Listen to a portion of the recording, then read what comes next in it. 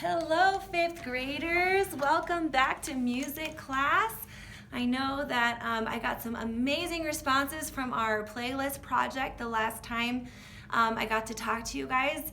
Before I get started, though, I just want to say how much I miss you guys. I miss seeing your smiling faces. I miss the work that we've been doing.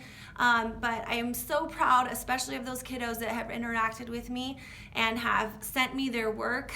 If you are a little bit confused still, but maybe you were still doing some of the work, like making your playlist, and I just haven't heard from you, please just email me so I know that you're doing at least something, or at least are watching my videos, so I can kind of keep that connection with you guys. That would be super duper helpful, okay? My email address is on the website, so if you can't find it, just go ahead and look for JENNBAKE at jeffco.k12.co.us. So if you can't find it, that's where it's at. I thought it would be really cool to actually start with some warm-ups. So if you're a little bit self-conscious, feel free to take this video into your bedroom or into the living room where nobody is and kind of privately do this. But I'm going to go ahead and play some warm-ups like we usually do to kind of get that same sense of what it would be like being actually here at Coronado in our music room, okay? So, standing up nice and tall, using those stomach muscles, let's start with ha ha ha ha ha.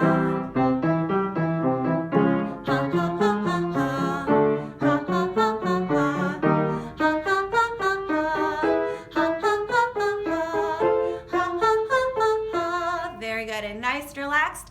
Blah, blah, blah, blah, blah. Blah, blah, blah, blah, blah. Blah, blah, blah, blah, blah. Blah, blah, blah, blah, blah. Blah, blah, blah, blah, blah. Blah, blah, blah, blah, blah. Blah, blah, blah, blah, blah. Very good. And just for fun, that new Washington one that I just taught you, Who Washed Washington's White Woolen Underwear. We'll start slow and then we'll get faster as we go on, okay? Here we go. Who washed Washington's white woolen underwear when Washington's washerwoman clap went west? Who washed Washington's white woolen underwear when Washington's washerwoman went west? Who washed Washington's white woolen underwear when Washington's washerwoman went west? Who washed Washington's white woolen underwear when Washington's washerwoman went west? Nice job, you guys. Okay, so I had just started having you guys do the new Sarah Sponda song. So to finish up our vocal warm-ups today, just to kind of keep that voice practicing, we're going to do our Sarah Sponda, okay? So do this as many times as you want. You can go backwards, but we're going to start. Are you ready? Here we go. Sarah Sponda, Sarah Sponda, Sarah Sponda, ret, set, set. Sarah Sponda, Sarah Sponda, Sarah Sponda, ret, set, set. Adore-o, adore boom de-o, adore boom de, ret, set, set. Passe, passe, oh. All right, now I'm going to play on the piano and you're going to do it at home, okay? Here we go. Ready, go.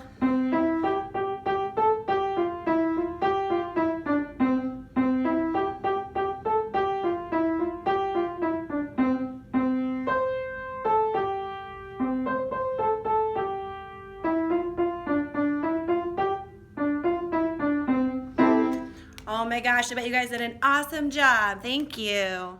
All right, so I don't think we're going to do any rhythm or melodies of the days as part of our normal warm-up routine, maybe a little bit later down the line, but I don't want to throw too much at you guys. So I'm making kind of my lessons a little bit more abbreviated and only focusing on certain key things that I want you to be practicing at home. So we are officially going to be doing this for a couple more weeks now. So I decided that we're going to kind of move forward with our blues unit the best that we can. Today what I'm going to do is actually show you what the 12-bar blues looks like and what it sounds like. And you're actually going to practice listening and identifying what we call chord changes in the 12-bar blues. It's super fun, it's super cool, it's got that repetitive feeling to it, so you can learn it pretty easily. I'm going to kind of bypass a lot of the music theory that I was going to do behind the 12-bar blues, and I'm going to kind of give you an abbreviated version just a little bit. So I'm going to go ahead and show you the whiteboard right now. Okay, so what we're going to do is 12 Bar Blues actually likes to use more of a grid version to kind of show the harmony of its music. So what we're going to do, and you can do this at home with me if you want to, but you don't have to. You're going to basically draw 3 rows, well I guess 2 lines to make 3 rows this way, and then you're going to have 4 columns going up and down this way. So each one of these boxes is actually 4 beats of time. Ta, ta, ta, ta. 1, 2, 3, 4. 1, 2, 3, 4. 1, 2, 3, 4. And then down here, 1, 2, 3, 4 in this box. 1, 2, 3, 4 in this box, and so on and so forth. So it keeps on going. Each one of these boxes is like a measure of 4 beats. Okay. Then what we're going to do is we first start on the letter C. So C, without getting too much into it, is the key of the songs that we're going to do, and what we would do if we had a xylophone to practice on, which is what I was going to do, but we'll modify that later.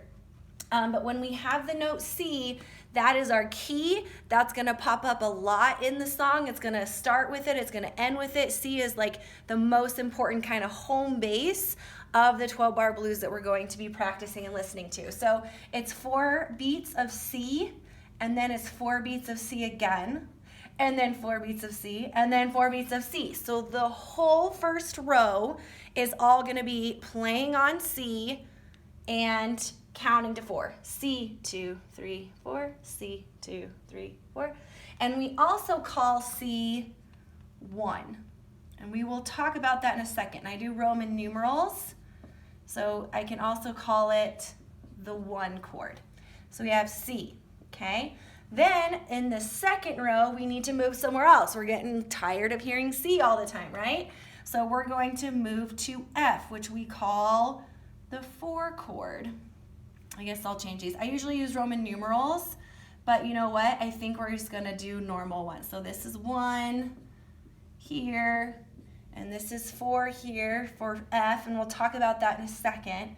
Okay, so F here, also 4. So we do 2 boxes of F, and then to get back to our key again, we're gonna end this row with C, which is also equal to 1.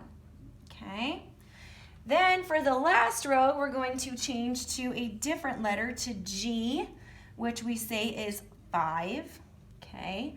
And then we go to F again, which is 4, and then we finish with C because that is our key that we are in right now, okay? So with the 12 Bar Blues, each one is 4 beats, and then we also have the letters that are changing as well. This is what is called the harmonic structure. So this is kind of the structure of the song, and then basically it just repeats again and goes over and over. So I'm going to play for you a song that's actually pretty famous. It's off of, I think, the Sandlot movie. It's the background of that song, and it's the 12 Bar Blues pattern. So I'm gonna go ahead and play it, and I'm gonna show you how it changes. If you are getting to the point where you're hearing where the changes are happening, you can go ahead and hold up the number 1 right here, and then when it changes to 4, hold up a 4. If it changes back, do 1, and then when it changes to 5, and then 4, and then 1, and then 1, like that. If not, you can just watch me do it until you can kind of hear how the pattern works. And even if it is too hard to do it that way, try to hear exactly where it changes, where you hear it change to be different.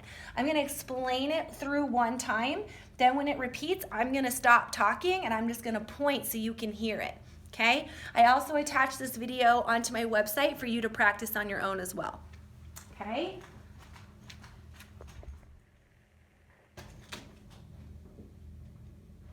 So we have a little introduction first.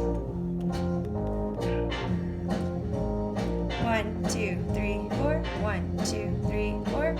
2, 3. Now we're gonna go to F. F, 2, 3, 4. F, 2, 3. Back to C. 2, 3, 4. Then we're gonna move to G. G, 2, 3, 4. F, 2, 3, 4. C, 2, 3, 4. C. Then it starts over again.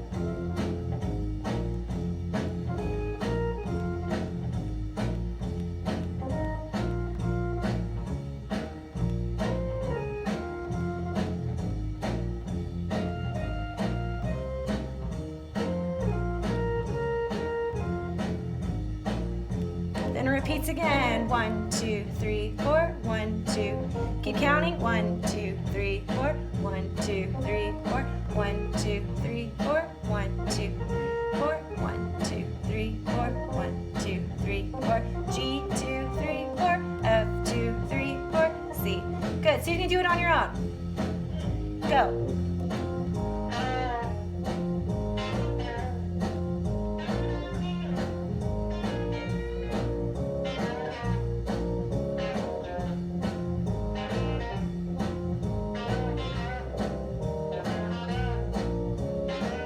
About to start over. And again, how'd you do? Let's do a try one more time. I'll do it with you.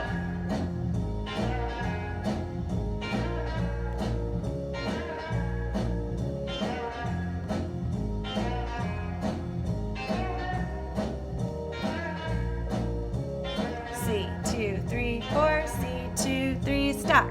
Okay, you guys, so to kind of recap my expectations of what I want you guys to do, is go ahead and listen to the song, the YouTube link that I have chosen for you. If you don't have that YouTube link or if you can't find it, it's called Green Onions by Booker T and the MGs. You can also search for it. It looks like that.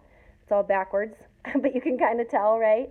And then try figuring out those chord changes. I also attached a photo of our 12-bar blues chart that I just showed you how to draw like this. Obviously, it's not backwards though. And you can go through and you can practice. Just practice hearing those changes from 1 to 4 to 5 and then back to 1, all of those things. If you can figure out how to do those changes, the next step is going to be to actually try to play along with it, which is what we're going to do for our day 2 activities, okay? All you have to do today is open the Google Doc and put in there that you practiced. Your name is on there and that you practiced, and then any questions or difficulties you may have or questions for me. And then that's all you have to do. And that's going to be actually for today and for tomorrow as well, to try to see if we can play these 12-bar blues. I know this is a lot of hard work, but I feel like even just like 15 minutes of practicing this, that's all that you really need to be doing. So if it goes over 15 minutes and you're not getting it, then just practice day 1's lessons again tomorrow. And if tomorrow you feel like you mastered this already, then you can go into my next video, which is going to be the practicing of the 12-bar blues, okay? Hope you guys have a great rest of your day, and then I'll see you for day 2 lessons tomorrow, okay? Bye, guys.